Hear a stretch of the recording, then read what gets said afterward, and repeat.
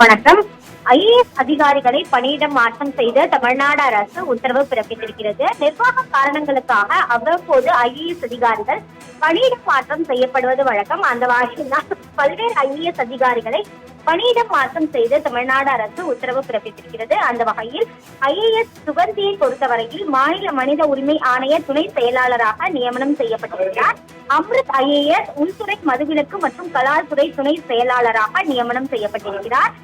இது போன்ற பல்வேறு ஐஏஎஸ் அதிகாரிகள் தொடர்ச்சியாக பணியிடம் மாற்றம் செய்து தமிழ்நாடு அரசின் தரப்பில் உத்தரவு என்பது பிறப்பிக்கப்பட்டிருக்கிறது. அது மட்டுமல்லாமல் பார்த்தோம் என்றால் சரவணன் ஐஏஎஸ் பொறுத்தவரையில் பார்த்தோம் என்றால் திருச்சிராப்பள்ளி மாநகராட்சி ஆணையராக பணியிடம் மாற்றம் செய்யப்பட்டிருக்கிறார். ஏற்கனவே திருச்சி மாநகராட்சி ஆணையராக இருந்த வைத்தியநாதன் செய்தி மற்றும் விளம்பரத்துறை இயக்குநராக நியமனம் செய்யப்பட்ட நிலையில் சரவணன் ஐஏஎஸ் திருச்சிராப்பள்ளி மாநகராட்சி ஆணையராக நியமனம் செய்யப்பட்டிருக்கிறார்.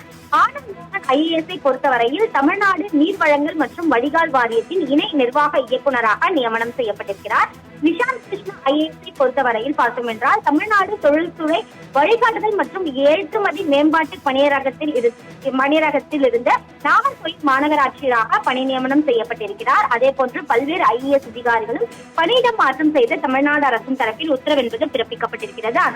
நிர்வாக காரணங்களுக்காக ஐஏஎஸ் அதிகாரிகள் பணியிடம் மாற்றம் செய்யப்பட்டிருப்பதாக தமிழ்நாடு அரசின் தரப்பில் தெரிவிக்கப்பட்டுள்ளது குறிப்பிடத்தக்கது. விவரங்களுக்கு நன்றி நந்தினி.